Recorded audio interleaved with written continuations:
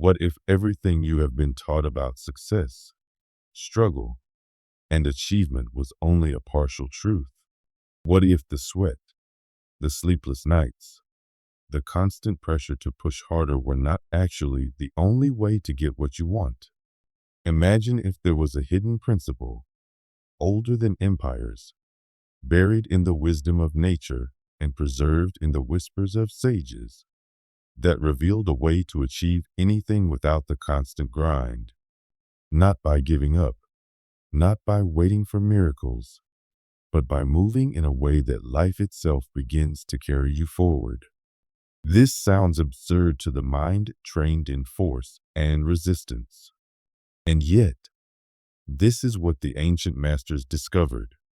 They called it Wu Wei, effortless action, action that does not strain, but flows. Wu Wei does not mean doing nothing. It does not mean lying still while life passes by. It means acting in perfect harmony with the rhythm of the universe, moving when the moment is right, and allowing forces greater than yourself to propel you. Most people think of effort as the only path forward, but effort without alignment is like swimming against the ocean. Every movement exhausts you, and the sea swallows your progress. The swimmer fights every wave, burns his energy, and advances only an inch. But the surfer waits, observes, senses the pulse of the water, and with a single, precise motion aligns himself with the wave. Suddenly, the same ocean that fought the swimmer carries the surfer with power and speed. The ocean has not changed. The difference is in how they approached it. This is the heart of Wu Wei. You see it everywhere in nature.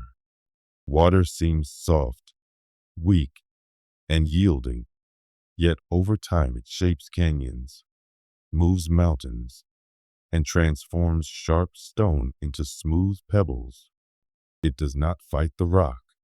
It flows around it, caresses it, and wears it down with quiet persistence. The oak tree stands tall, proud, unbending in the storm. Its roots are deep, its trunk is thick, and it declares itself unshakable.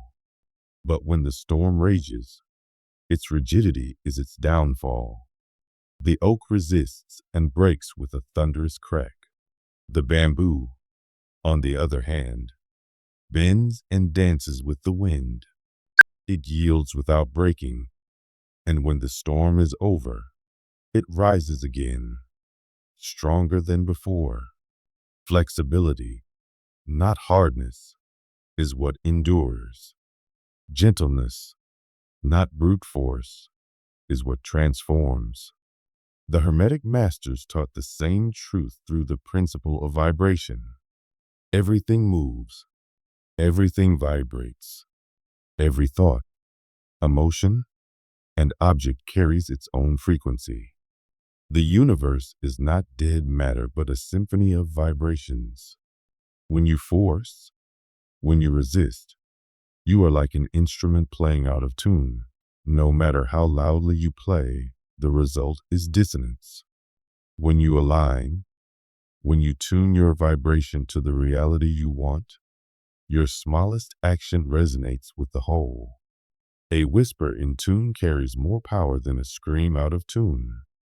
The secret is not intensity, but harmony.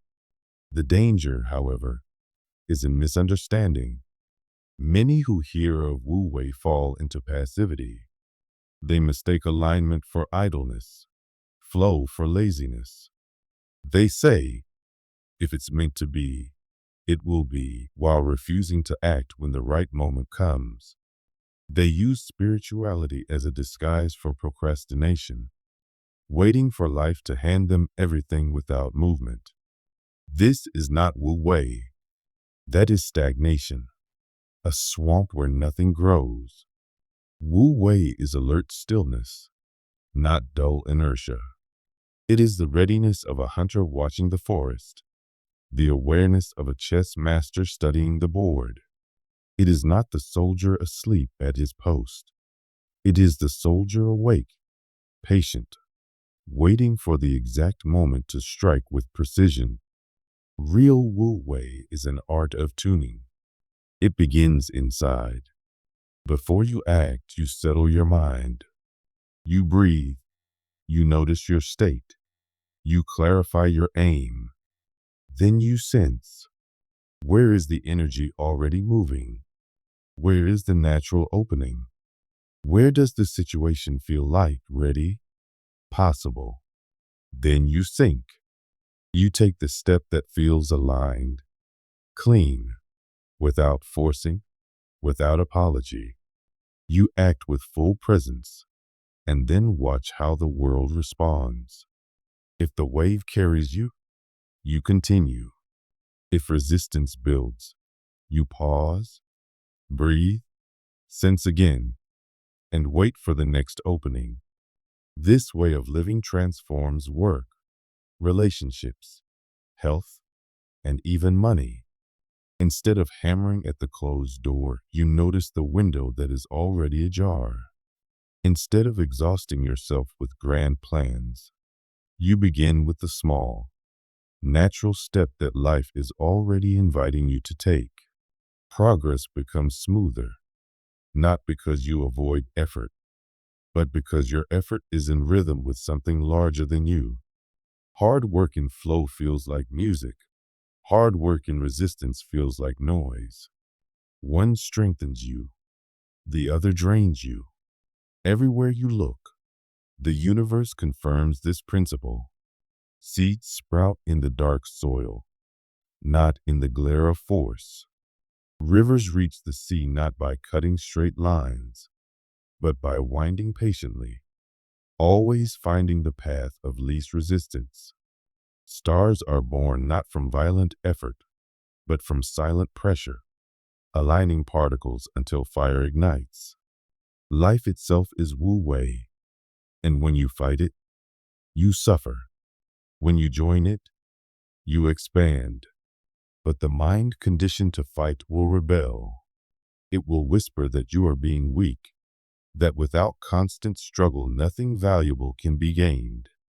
This is the greatest trap, because struggle feels like progress, even when it is only exhaustion. Wu Wei asks for courage of a different kind, the courage to be still, to sense, to move with precision instead of frenzy, to trust that gentleness holds more power than force.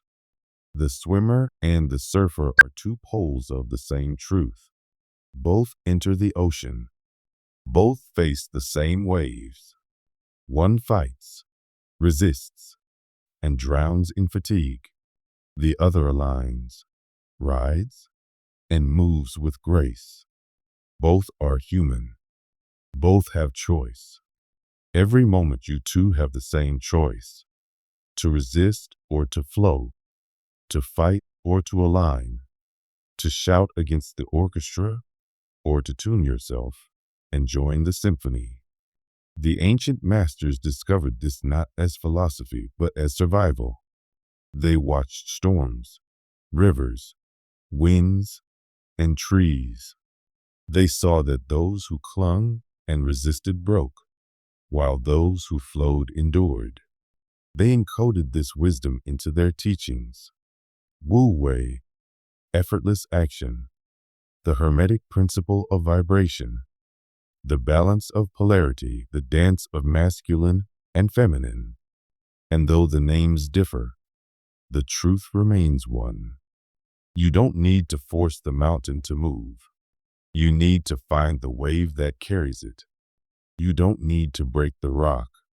You need to become like water that wears it down. You don't need to resist the storm. You need to bend like bamboo and rise again when it passes. Life is not conquered by force. It is mastered by alignment. And once you taste this truth, once you act from it even once, you begin to see the difference. The world no longer feels like an endless uphill climb. It begins to feel like a dance. Not a dance of laziness or wishful waiting, but a dance of clarity, rhythm, timing, and harmony. The same universe that once opposed you begins to move with you. And that is when you understand the true meaning of effortless power. Bamboo shows us the secret of balance. It grows upright, firm, and strong, carrying the essence of the masculine principle, yet it bends with the wind, flexible, soft, and open, carrying the wisdom of the feminine principle. It survives storms not by fighting them, but by yielding, bending without breaking, and standing tall again once the storm passes. True mastery is like this. The wise man does not throw away his strength or his direction. He does not become like a leaf carried endlessly by the wind with no purpose. He keeps his path clear, his purpose alive, but he learns to blend that strength with receptivity. He learns when to stand like a mountain and when to bend like bamboo. He learns that real strength is not found in one pole alone, but in the dance between the two. This balance is not just an idea, but a way of living. And the question is always how to practice it in daily life. How do we know when to be strong and when to be soft, when to act and when to yield? To answer this, we must first recognize where our real struggles come from. Most of us think the enemy is outside, the difficult boss, the failing economy, the partner who doesn't understand us. But the truth is, the enemy is within. It is not life outside that traps us, but a hidden program in our own mind. This program is what I call controller mode. It is the restless voice that wants to manage every detail, plan every move, control every outcome. It comes from fear, the fear that if we let go for even 1 second, everything will collapse. It is the voice that keeps us awake at night, replaying conversations, worrying about tomorrow, imagining disaster. And the cruel truth is that this need to control is what creates the very chaos we are trying to avoid. When we try to force situations, they push back. When we try to control people, they resist. When we plan too tightly, we miss the unexpected openings that life gives us. Trying to hold onto life with a clenched fist is like trying to hold water. The tighter you grip, the faster it escapes. The opposite of this restless control is the way of the observer. This does not mean passivity or indifference. It means radical curiosity and inner stillness. It means being deeply aware, watching without the need to manipulate. The observer mode is the doorway to higher consciousness. Instead of trying to dominate the outer world, the master learns to master his inner world. This is the teaching behind the principle of correspondence. As within, so without. True conquest is not about bending the world to your will, but about transforming your inner state so that the outer world must, by law, reflect it. Here lies the secret of mental alchemy. When something outside troubles you, do not fight it directly. Instead, look within and find what inside of you is resonating with that situation. If there is conflict around you, there is resistance or anger within. If there is scarcity outside, there is fear or lack inside. Once you identify the inner state that matches the outer problem, you do not use your will to fight the world. You use it to transmute yourself. You shift from fear to trust, from anger to peace, from scarcity to gratitude. And once this inner state changes, the outer world realigns in response. This is how you achieve results without forcing them. But the mind needs a map to practice this every day, and the map exists. Life can be read like a road with traffic lights. When things flow easily, when conversations open naturally, when doors open just at the right time, this is the green light. It means your vibration is in harmony with the situation. This is the moment to act with confidence and move forward. When you meet constant resistance, endless obstacles, conversations that collapse into arguments, this is the red light. It means there is dissonance, that your energy clashes with the situation. Forcing forward will only cause more harm. The red light is a signal to pause and look within, to stop pushing against the wall, and instead dissolve the inner resistance that is creating the clash. Then there is the yellow light, the most subtle. It is the moment of uncertainty, the in-between state where things could go either way. This is not a time to act or resist, but a time to watch closely, to observe, to be still until clarity arrives. Learning to read these lights is learning to navigate life consciously instead of blindly crashing through it. But what happens when life presents a deep, solid red light? The ordinary reaction is to push harder, to argue, to fight, to force. The master does the opposite.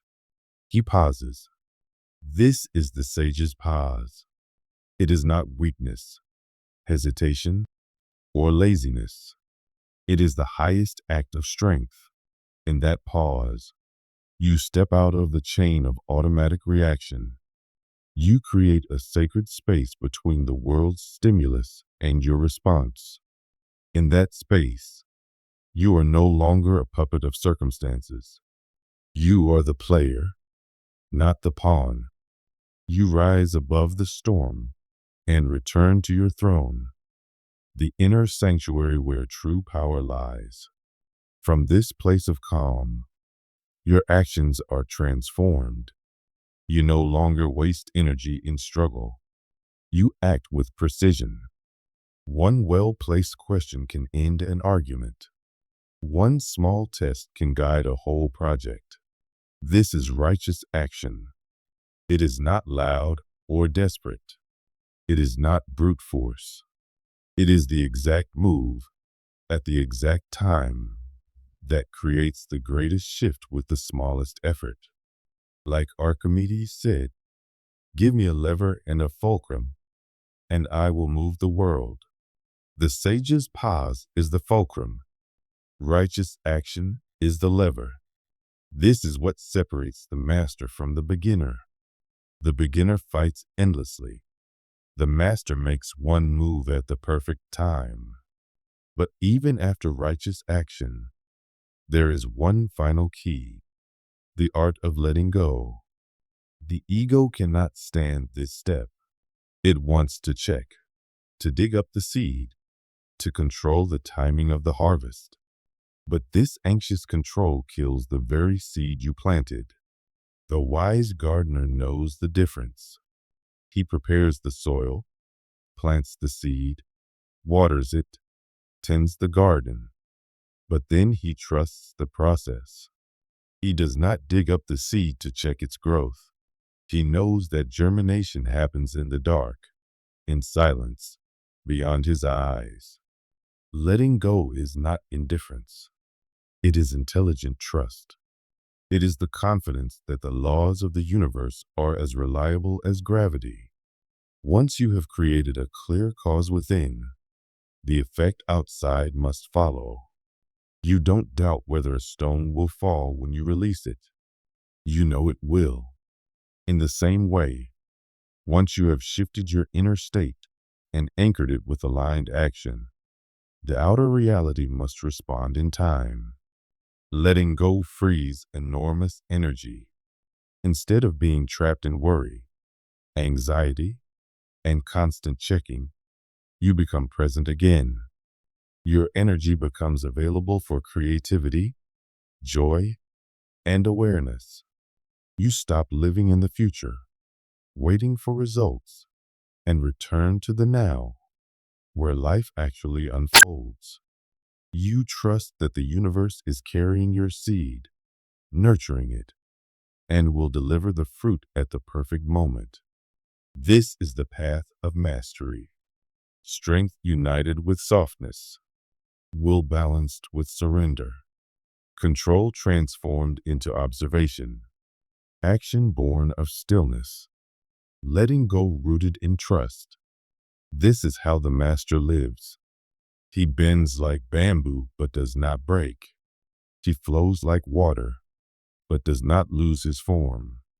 He pauses like the sage, acts with precision, and then releases his creation into the womb of the universe. He lives not as a slave to reaction, but as a conscious alchemist, shaping reality through the harmony of his inner world. To master the way of the mind is to master three great skills: the pause of the sage, the choice of right action, and the art of letting go.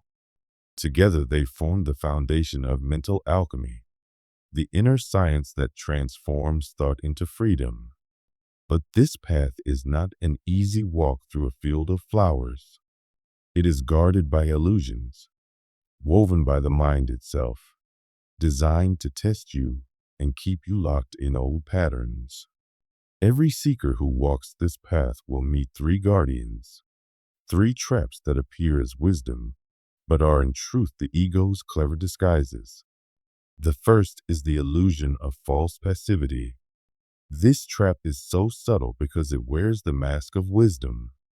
Once you learn about flow and the idea of not forcing life, the ego twists this truth and turns it into an excuse for doing nothing. It whispers to you, do not speak up. That would be forcing. Do not begin this project. Just wait for the perfect moment.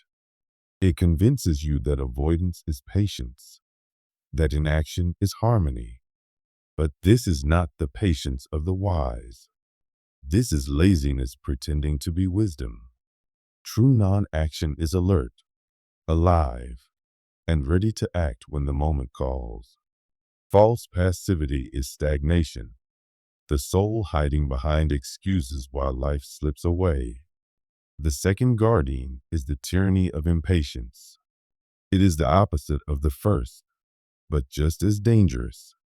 You experience flow once or twice. You feel its magic, and now you want every part of your life to move that way instantly. You hunger for it, and in this hunger, the ego makes a fatal mistake. It tries to force the flow, but flow cannot be forced. It is like commanding yourself to relax, or ordering yourself to be spontaneous. The very attempt destroys the thing you want. You begin to manipulate conversations, push situations, pressure people, all in the name of helping things unfold. But this is greed disguised as passion. It is the desire to eat the fruit before it is ripe, breaking the natural rhythm of life.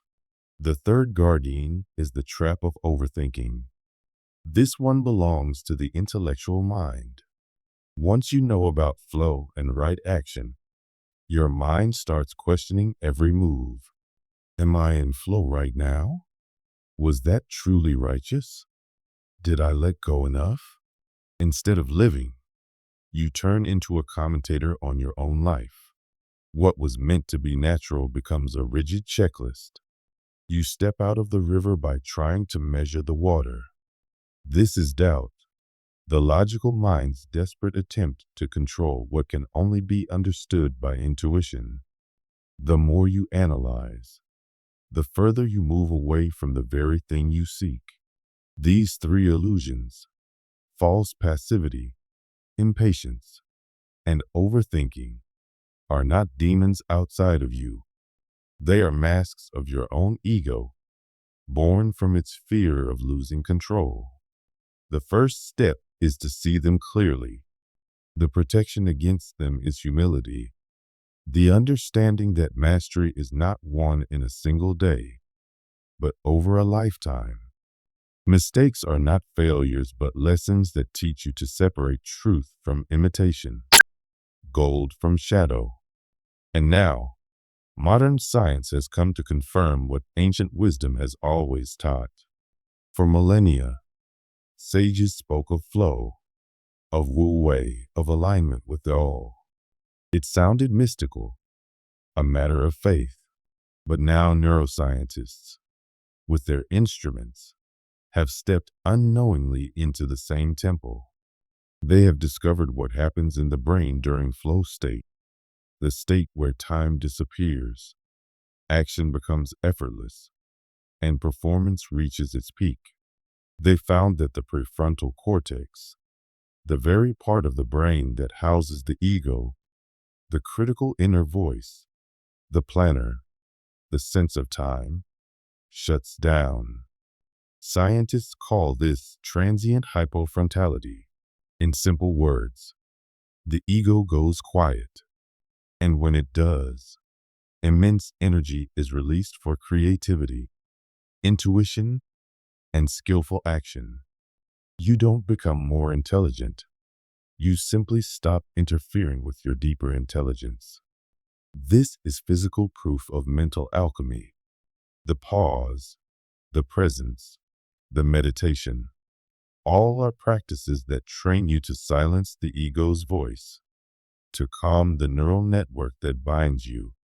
When it is quiet, the higher mind steps forward. You enter alignment with the universal mind. Science is not inventing something new. It is only describing in its language what mystics have always known. Flow is not metaphor.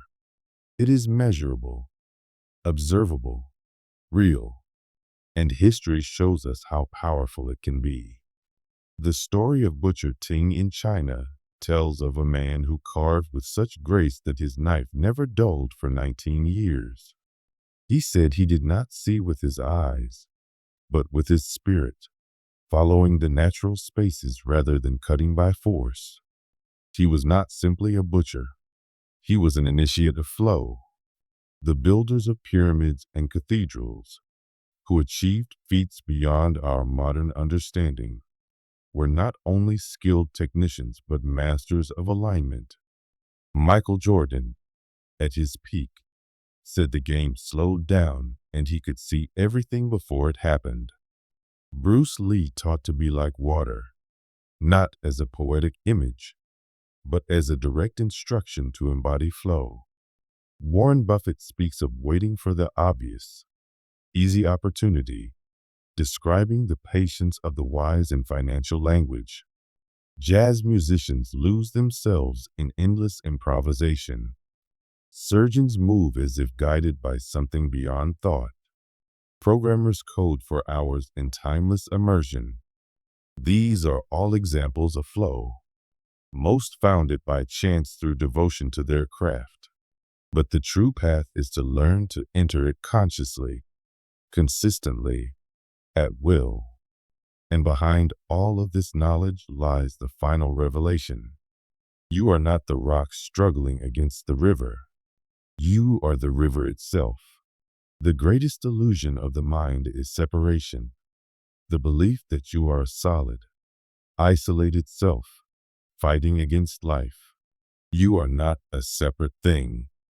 You are the flow of life itself, a wave of the infinite ocean, a spark of the divine mind. The moment you remember this truth, struggle ends. How can the river resist itself? How can the wave fight the sea? It cannot. The fight only exists as long as you believe in the illusion of separation. To surrender is not to give up. It is to remember who you are. When you live from this truth, life stops being something happening to you and becomes something flowing through you. Opportunities are no longer things to chase. They are currents to ride. Obstacles are not enemies, but stones the water moves around. You no longer need to force, because the river already knows where it is going. The greatest power is not to control the current, but to realize you are the current. This truth must not remain an idea. Knowledge without practice is a map that is never used. The next step is to live it. Choose one area of your life where you feel heavy, stuck, or resistant, like a rock. For 7 days, practice being the river. Pause like the sage. Act when the moment is right. Let go when it is time. Watch what happens when you stop forcing and start flowing. You will see life bend, not to your strength, but to your fluidity. And if you have understood this, affirm it. I choose to flow, not force. For this is the essence of mental alchemy. This is the science of freedom. This is the truth of who you really are.